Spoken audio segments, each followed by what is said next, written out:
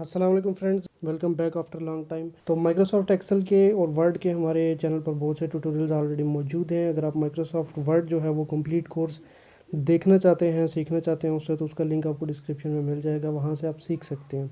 तो आज हम बात करेंगे सिर्फ माइक्रोसॉफ्ट वर्ड की इंपॉर्टेंट शॉर्टकट कीज़ की। जी हाँ, सिर्फ इंपॉर्टेंट शॉर्टकट कीज़, क्योंकि माइक्रोसॉफ्ट वर्ड के अंदर तकरीबन माइक्रोसॉफ्ट वालों ने हर एक फ़ीचर की, हर फंक्शन की एक शॉर्टकट की रखी हुई होती है। तो शॉर्टकट कीज़ सिर्फ हम वही लेकर चलेंगे, उन्हीं का प्रैक्टिकल सीखेंगे जिनको हम यूज़ करते हैं डेली बेस पे।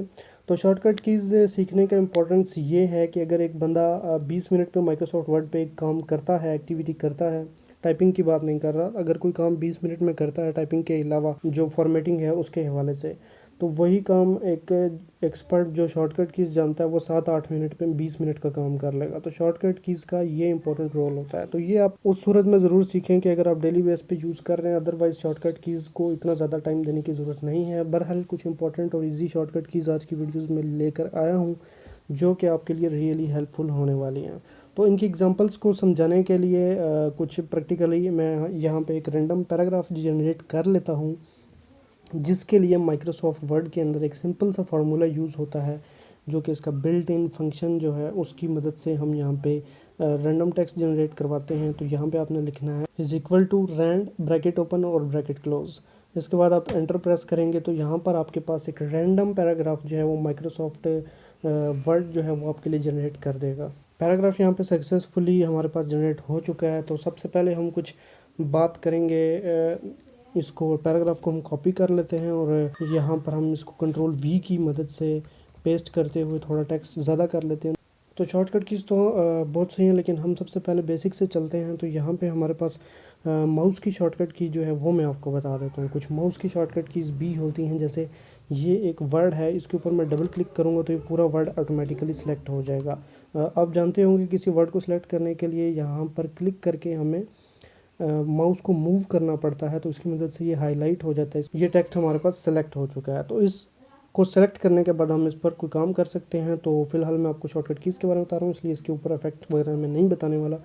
तो चलते हैं अपनी मतलब नेक्स्ट ट्रिक की जानिब। तो वो ये है कि अगर आप डबल क्लिक करते हैं तो पूरा वर्ड सेलेक्ट होता है, और यहीं पे अगर आप ट्रिपल क्लिक करेंगे तो पूरे का पूरा पैराग्राफ यहाँ पे सिलेक्ट हो चुका है। तो जिन लोगों को इस तरह की ट्रिक मालूम नहीं होती वो थोड़ा लॉन्ग प्रोसीजर में पड़ जाते हैं, तो उससे आपका काम प्रोफेशनल नज़र नहीं आता। इसको कोई देख रहा होता है आपको तो वो उसको पता चलता है यार ये तो उसने कैसे सेलेक्ट कर लिया। तो शॉर्टकट की इसका मेन मकसद ये भी होता है कि आप एक अच्छा इमेज डेवलप करते हैं दूसरों के ऊपर। ट्रिपल क्लिक से हमारे पास पैराग्राफ सेलेक्ट हो गया। इसके अलावा एक ट्रिक ये है कि यहाँ पे एक ब्लैंक लाइन हो हमारे पास, यहाँ पे मैं लाइन के दरमियान में डबल क्लिक करता हूँ तो आप देख सकते हैं कि यहाँ लाइन के दरमियान में मैंने डबल क्लिक किया तो ये जो अलाइनमेंट थी वो सेंटर हो गई है। यानी मैंने उसको सेंटर लाइन किया नहीं है, लेकिन मेरे डबल क्लिक करने की वजह से वो सेंटर लाइन हो गई। इसी तरह राइट साइड पर रख के अगर मैं डबल क्लिक करता हूँ तो यही अलाइनमेंट राइट साइड आ जाती है। और लेफ़्ट साइड पे यहाँ पे लाइन की लेफ़्ट साइड पे रख के मैं यहाँ पे कर्सर डबल क्लिक करूँगा तो ये अलाइनमेंट दोबारा से लेफ़्ट साइड चली जाएगी। तो ये भी एक शॉर्टकट की है अलाइनमेंट को चेंज करने की। अच्छा, तो अब आते हैं कीबोर्ड की जानिब। कीबोर्ड के अंदर जो सबसे बेसिक और सबसे पहली शॉर्टकट की सबसे ज़्यादा यूज़ होने वाली है वो है कंट्रोल ए। जैसे मैं कंट्रोल ए प्रेस करता हूँ तो सारे का सारा टेक्स्ट जो है मेरे पास वो सिलेक्ट हो जाता है। उसके बाद मेरे पास आ जाती है कंट्रोल बी। डबल क्लिक से मैंने इसको सिलेक्ट किया और जब कंट्रोल बी करता हूँ तो ये टेक्स्ट जो था ये बोल्ड हो जाता है। इसके बाद हमारे पास तीसरी शॉर्टकट की है कंट्रोल सी की, जिससे कोई भी टेक्स्ट कॉपी हो जाता है। तो इसी को मैं यहाँ से कंट्रोल सी की मदद से कॉपी करता हूँ और यहाँ नीचे क्लिक करके यहाँ पे मैं कंट्रोल वी करूँगा तो ये टेक्स्ट जो कॉपी किया हुआ था वो पेस्ट हो जाता है कंट्रोल वी की मदद से। इसी तरह कट करने के लिए ये है कि आप कंट्रोल एक्स जो है वो कीबोर्ड से यूज़ करेंगे तो टेक्स्ट कट हो जाएगा, और दोबारा आप कंट्रोल वी करते जाएंगे तो वो नई जगह पर पेस्ट होता जाएगा। प्रिंटिंग के लिए यहाँ पर हमारे पास शॉर्टकट की यूज़ होती है कंट्रोल पी की, और ये प्रिंट की शॉर्टकट नहीं है, इसको कहा जाता है प्रिंट की शॉर्टकट, लेकिन ये डायरेक्ट प्रिंट इससे नहीं जा रहा तो इसलिए ये प्रिंट प्रीव्यू की शॉर्टकट की है। तो कंट्रोल पी से आप प्रिंट प्रीव्यू देखने के बाद प्रिंट ले सकते हैं, और मैं एस्केप दबाने से इस चीज़ से वापस प्रिंट प्रीव्यू से बाहर निकल आता हूँ। तो अगर आप यहाँ पे कंट्रोल एफ़ प्रेस करते हैं तो आपको फाइंड का डायलॉग बॉक्स पहले देखने को मिलता था पुराने वर्जन्स में, और यहाँ पे आपको नेविगेशन का मिलता है। नेविगेशन में भी यही चीज़ है कि आप फाइंड कर सकते हैं किसी भी चीज़ को। जैसे मैं यहाँ पे डॉक्यूमेंट लिख के सर्च करता हूँ तो आप देख सकते हैं कि वो डॉक्यूमेंट जहाँ जहाँ पर था वो हाईलाइट हो गया, तो कंट्रोल F बेसिकली फाइंड की ही है शॉर्टकट की, लेकिन यहाँ पे नेविगेशन ओपन हो जाता है। लेकिन फिर भी अगर आप वो फाइंड वाला डायलॉग बॉक्स ओपन करना ही चाहते हैं पहले वाला, तो आप कंट्रोल G प्रेस करेंगे तो वही डायलॉग बॉक्स आपके पास आ जाएगा। लेकिन control G basically go to की शॉर्टकट की है, और यहाँ पे आप फाइंड पे आएंगे तो वही फाइंड वाला आपके सामने आ जाता है। फॉर्मेटिंग के लिए यूज़ होने वाली कंट्रोल I है शॉर्टकट की, और इसी तरह जिससे इटैलिक हो जाता है, और कंट्रोल U है जिससे आप अंडरलाइन कर सकते हैं। इस टेक्स्ट को मैं अंडरलाइन करके दिखा देता हूँ कि इस तरह कंट्रोल U से आप टेक्स्ट को अंडरलाइन कर सकते हो। होपफुली ये बेसिक वाली आपको आती होंगी। मज़ीद आगे चलते हैं हम। कंट्रोल V मैंने आपको बताया जिससे पेस्ट कर सकते हैं। और यहाँ पे एक और चीज़ है कि ये डॉक्यूमेंट लिखा हुआ है, ये समझे पूरा पैराग्राफ लिखा हुआ है। तो इसको सेलेक्ट करने के बाद बैक स्पेस की मदद से मैंने गलती से इसको डिलीट किया। तो बैक स्पेस एक कमांड थी, तो जब भी आप कोई कमांड गलती से दे देते हैं तो उस कमांड को रिवर्स करने के लिए आपके पास एक बेसिक सी कमांड है जो कि आपको मालूम होगी, कंट्रोल Z की मदद से, यानी कंट्रोल Z की मदद से जो हमने कमांड लगाई होगी वो दोबारा रिवर्स हो जाती है। इस कमांड को अनडू कहा जाता है, यानी जो आपने किया वो दोबारा अनडू हो जाता है। तो अगर आप चाहते हैं कि यार जो मैंने कमांड लगाई थी वही ठीक थी, जो पैराग्राफ डिलीटेड ही ठीक था, तो यहाँ पर मैं दोबारा कंट्रोल Y लगाऊंगा तो ये दोबारा लास्ट एक्शन परफॉर्म जो मैंने किया हुआ था वो वापस हो गया, यानी जो मैंने रीडू किया था उसी को दोबारा रिवर्स कर दिया गया है। इसके बाद हम चलते हैं थोड़ा अलाइनमेंट की जानिब। तो यहाँ पर मैं एंटर प्रेस करता हूँ ताकि आप इसको अच्छी तरह समझ सकें। इस लाइन को कंट्रोल E करने की मदद से मैं सेंटर अलाइन करूँगा, कंट्रोल R की मदद से मैं राइट अलाइन करूँगा, और कंट्रोल L की मदद से मैं लेफ़्ट अलाइन करूँगा। इसको सेंटर अलाइन करके हम छोड़ देते हैं। और इसके बाद एक इंडेंट भी एक चीज़ होती है जो कि यूजेबल होती है काफ़ी ज़्यादा।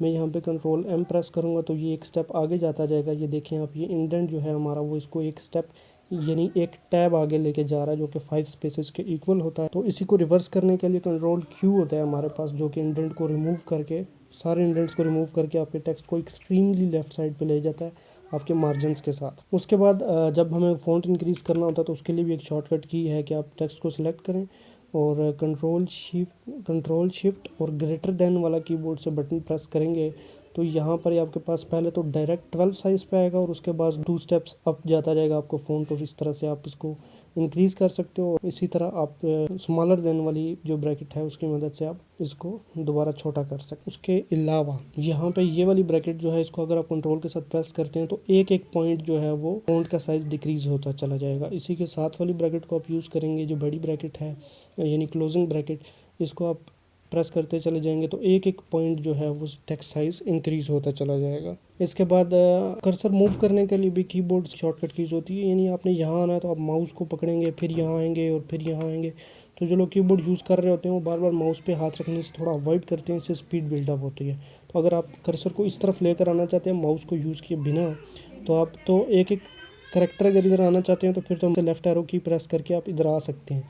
लेकिन एक एक वर्ड अगर आप इधर आना चाहते हैं तो कंट्रोल प्रेस करके लेफ़्ट एरो को प्रेस करेंगे तो एक एक वर्ड लेफ़्ट साइड पर ये आपका कर्सर आने लग जाएगा। तो अगर इसको राइट लेके जाना चाहते हैं तो इसी तरह कंट्रोल राइट प्रेस किए जाएंगे, और इसी तरह अगर कंट्रोल और डाउन एरो की प्रेस करेंगे तो ये नेक्स्ट पैराग्राफ पे जाता जाएगा, और इसी तरह वापस ऊपर भी आ सकते हैं। इसी तरह डिलीट और बैक स्पेस का तो आपको पता होगा कि अगर आप डिलीट प्रेस करते हैं तो कर्सर के आगे वाला टेक्स्ट जो है वो डिलीट होना शुरू हो जाता है, और जब बैक स्पेस प्रेस करते हैं तो कर्सर के पीछे वाला टेक्स्ट डिलीट होने लग जाता है। लेकिन क्या है कि अगर आपने ज़्यादा टेक्स्ट को डिलीट करना है तो फिर आप कंट्रोल बैक स्पेस यूज़ करेंगे तो पूरा पूरा वर्ड डिलीट होने लग जाएगा, और अगर कंट्रोल डिलीट यूज़ करेंगे तो पूरा पूरा वर्ड जो फॉरवर्ड वाली साइड है, सामने वाली साइड है, राइट साइड है, वो डिलीट होना शुरू हो जाएगा। इसी तरह हमारे पास एक की यूज़ होती है कि अगर आप लाइन के एंड पे जाना चाहते हैं तो कीबोर्ड से एंड की प्रेस करेंगे तो आप लाइन के एंड पे चले जाएंगे, और इसी तरह अगर आप डॉक्यूमेंट के एंड पे जाना चाहते हैं तो कंट्रोल एंड प्रेस करेंगे तो आप डॉक्यूमेंट के बिल्कुल एंड पे चले जाएंगे। देखें 5th पेज है ये डॉक्यूमेंट का, और ये जो स्क्रॉल बार है बिल्कुल नीचे आया हुआ, इसका मतलब है कि हम डॉक्यूमेंट के एंड में पहुँच चुके हैं। तो अगर आप यहीं से कंट्रोल होम प्रेस करेंगे तो आपको स्क्रॉल बार यूज़ किए बगैर आप डायरेक्ट फर्स्ट पेज पे आ जाते हैं, और बिल्कुल एक्सट्रीम टॉप पे आपका कर्सर चला जाता है। ये देखिए पेज 1 पे आ चुका हूँ मैं। इसके बाद अगर आप देखते हैं कि ये लुक लिखा हुआ है तो मैंने इसको बाकी टेक्स्ट के जैसा करना है, तो उसके लिए और भी तरीके हैं, लेकिन सबसे फास्टेस्ट वे ये है कि आपका डिफ़ॉल्ट फ़ॉन्ट कौन, जो भी मेरा डिफ़ॉल्ट फ़ॉन्ट होगा उसके मुताबिक मैं इसको करना चाहता हूँ। तो मुझे इसको सिलेक्ट करके यहाँ से मैनुअली जाए बगैर अगर मैं कंट्रोल और स्पेस प्रेस करूँगा तो ये फॉर्मेटिंग ऑटोमेटिकली जो डिफ़ॉल्ट फ़ॉन्ट होगा उसके मुताबिक हो जाएगी। इसके बाद कुछ स्पेसिंग के लिए शॉर्टकट कीज़ यूज़ होती हैं, जैसा कि यहाँ पे अगर मैं इसको सेलेक्ट करके कंट्रोल 1 करूँगा तो ये 1 हो जाएगी स्पेसिंग, 2 करूँगा तो डबल हो जाएगी, 3 करूँगा तो कुछ नहीं होगा, कंट्रोल 5 करूँगा तो ये 1.5 स्पेसिंग हो जाएगी, यानी कि डेढ़ लाइन की स्पेसिंग। और ये स्पेसिंग बहुत अफेक्ट करती है आपके डॉक्यूमेंट पे, आपके काम को। यूजेबल शॉर्टकट कीज़ हैं ये वाली। और इसके अलावा अगर आप कीबोर्ड से F1 प्रेस करेंगे तो आपके सामने एक हेल्प ओपन हो जाएगी, जिससे आप कोई भी प्रॉब्लम आ रही है तो उसका सोल्यूशन देख सकते हैं। लेकिन ये इंटरनेट कनेक्शन होगा तो तभी हेल्प आपके पास ओपन होगी, उसके अलावा नहीं। फिर अगर हमारे पास एक पैराग्राफ लिखा हुआ है या कोई 2-3 वर्ड्स लिखे हुए हैं, हम इनको अपर केस में करना चाहते हैं, यानी कैपिटलाइज करना चाहते हैं, तो हमें दोबारा से टाइप ना करना पड़े। इसके लिए शॉर्टकट की है शिफ्ट F3, जिसको हम प्रेस करते हैं तो ये अपर केस हो जाता है, फिर प्रेस करते हैं तो ये सारा स्मॉल केस हो जाता है, फिर प्रेस करते हैं तो ये सेंटेंस केस आ जाता है। तो इसको यूज़ करके आप अपनी मर्ज़ी की जो है वो केस सेलेक्ट कर सकते हैं। अच्छा, फिर एक और कमाल की चीज़ है कि अगर मैं टेक्स्ट सेलेक्ट करके इसको बोल्ड करता हूँ, इसके बाद मैंने इसको भी बोल्ड करना है, तो आप F4 प्रेस करेंगे तो जहाँ जहाँ सेलेक्ट करते जाएंगे वहाँ वहाँ ये अप्लाई होता जाएगा।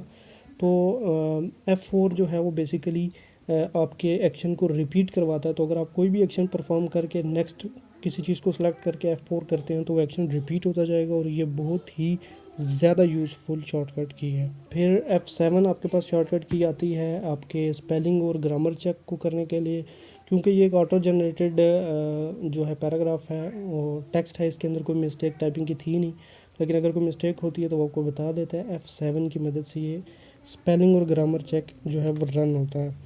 उसके बाद अगर मेरे पास ये डॉक्यूमेंट है एक जो मैंने ओपन किया हुआ है, अगर मैं इस डॉक्यूमेंट को सेव करना चाहता हूँ तो मुझे कंट्रोल S कीबोर्ड से प्रेस करना है और यहाँ मेरे पास एक सेव का डायलॉग बॉक्स ओपन हो जाता है।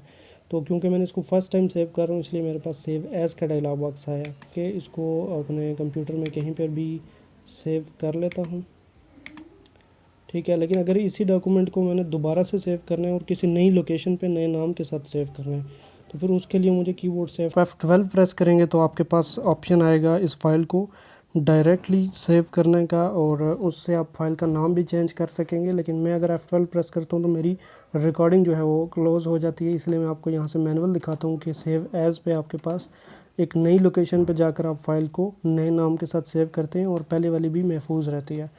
तो यहाँ तक हो गई बेसिक शॉर्टकट कीज़। और एक ये है कि आप Alt Shift D की मदद से यहाँ पे करंट डेट जो आपके कंप्यूटर में यहाँ पे होगी सिस्टम ट्रे के अंदर, वो यहाँ पे इंसर्ट हो जाएगी। और इसी तरह Alt Shift T अगर प्रेस करेंगे तो करंट टाइम यहाँ पे आ जाएगा जो भी आपके कंप्यूटर पे सेट होगा। तो इसके बाद आप एंटर की मदद से नीचे आएंगे और यहाँ पर मैं आपको बताता हूँ कुछ इंपॉर्टेंट ट्रिक्स जो कि टेबल के रिलेटेड हैं। देखें, ये थी शॉर्टकट कीज़ जो कि ज़्यादातर कंट्रोल बटन के साथ यूज़ होती हैं और बेसिक शॉर्टकट कीज़ हैं। एक कुछ एक्सेस कीज़ भी होती हैं जिनको बहुत कम लोग यूज़ करना जानते हैं। अगर मैं यहाँ पे आल्ट प्रेस करके छोड़ देता हूँ अपने कीबोर्ड पर तो आप देख सकते हैं कि जितने भी टैब्स हैं इनके ऊपर एक एक जो है वो कैरेक्टर मेरे पास आया कि अगर मैं इंसर्ट में जाना चाहता हूँ तो N प्रेस करूँगा तो ये इंसर्ट में चला जाएगा। आगे किसी भी की को यूज़ करने के लिए मैं वो प्रेस करूँगा और वो फंक्शन इनेबल हो जाएगा, लेकिन वो सब हम नहीं देखने वाले। लेकिन सबसे इम्पोर्टेंट मैं आपको बताता हूँ कि अगर आपने यहाँ पे टेबल इंसर्ट करना है तो उसके लिए आपको इंसर्ट पर जाकर यहाँ टेबल को सिलेक्ट करके वहाँ पे सेल बताकर तो टेबल इंसर्ट करना पड़ता है। लेकिन अगर आप शॉर्टकट की यूज़ करना चाहते हैं तो आपने आल्ट प्रेस करना है और छोड़ देना है, फिर ए प्रेस करना है और छोड़ देना है। और यहाँ पे आप देखेंगे कि एक्सेस की टाइप हो रही है और ये पुराना वर्जन था कोई माइक्रोसॉफ्ट वर्ड का, लेकिन ये आज अभी तक माइक्रोसॉफ्ट वर्ड वालों ने डिसेबल नहीं की और ये चलती रहेगी। तो आल्ट ए प्रेस करके मैंने छोड़ा, फिर आई प्रेस करके छोड़ा और फिर टी प्रेस करके मैंने छोड़ा, तो यहाँ पे मेरे पास टेबल आ चुका है। और मैं सिंपली एंटर प्रेस करूँगा कीबोर्ड से तो बगैर माउस को यूज़ किए मैंने यहाँ पे इंसर्ट कर लिया है टेबल।